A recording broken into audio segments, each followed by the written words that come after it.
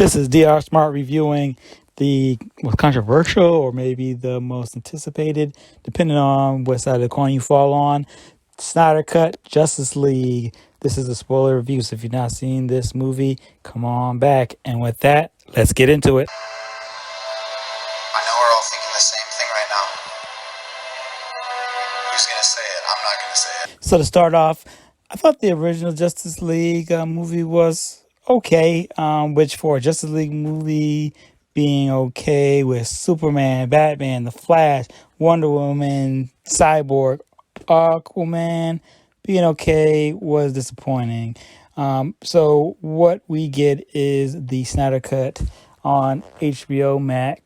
For those who don't know, Zack Snyder lost his daughter during the filming of the Justice League, so he left and Josh Whedon took over, and the first movie was done by Josh Whedon's hand as director.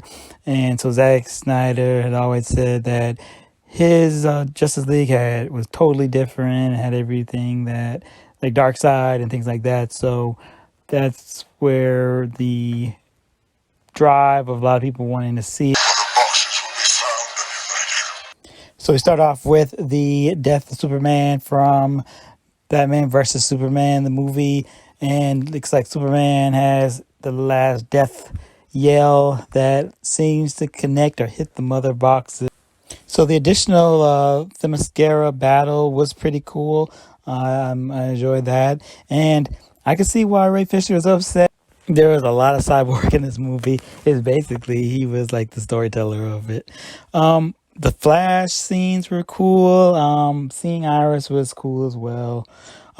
Middle battle, I liked the first version better, where Batman tells Barry, just save one. That was one of my favorite lines of the first movie.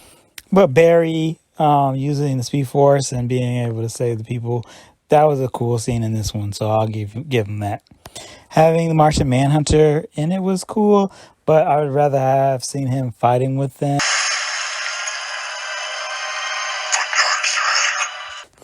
Having Darkseid was pretty cool as well. Seeing the flash from the eyes with the line, the crazy ziggly lines was really cool to see.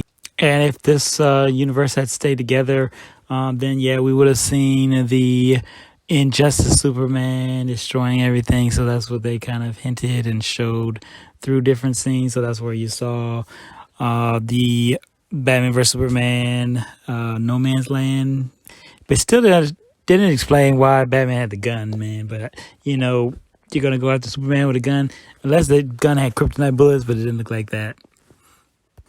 Also, you could see that Leto's Joker and Batman would have been pretty cool together.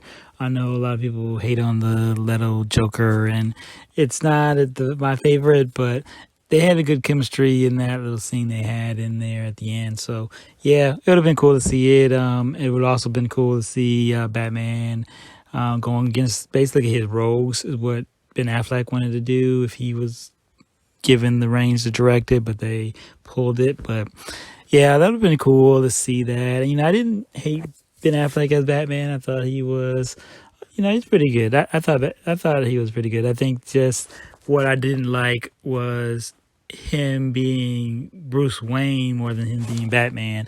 I think they could have searched for all the other Justice League members in their suits rather than being their personas, like even Diana Prince. Another big difference was the Superman in this movie was way different from the other one, where he in this movie had the black and silver.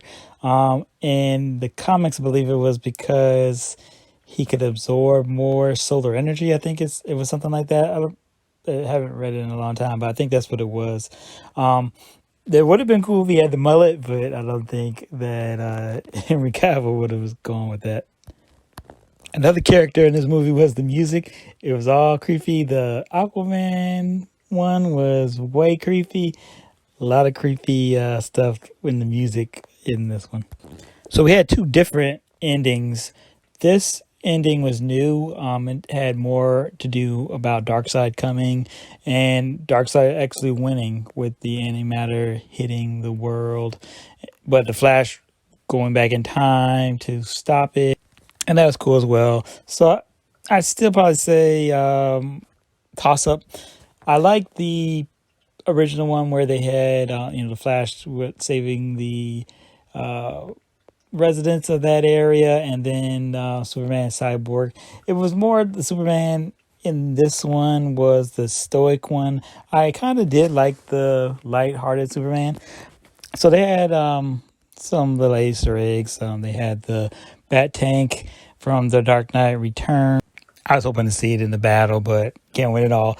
They had Ryan Choi, the Atom, and they had a lot of Jimmy Olsen, the original Jimmy Olsen from the Superman from the 80s. So overall, yeah, I think this one was better, but I say that by saying it's like the teacher giving the class the instructions saying you can only do one page for this project, you can only have one prop, and you have to do it in this time frame. And the kid that comes and brings a 10-page report and it has thousands of props and has everything, and yeah, it's awesome, it's cool, but it wasn't what the instructions were. So seeing this, I think they should have done the solo movies for each character before they joined together as the Justice League, which would have done less heavy lifting as the Justice League had to do, where you had to do the story of Vic, and you had to do the story of Barry, and you had to do the story of Arthur because Aquaman didn't come out yet, and it was a lot to do in one movie. And I think if they had done it as solo projects and then came together, and you can see their motivations and things like that, I think it would have been good. So yeah, I mean, if it's going to be better or seen better by people, I bet. But yeah, just you just got to think of like it's a 4 hour time frame, and the director had a time to give you 4 hours of his vision. So, but you'll enjoy it. So check it out. HBO Max, Snyder Cut, Justice League. Thanks for watching. Take care. So I'm just a black hole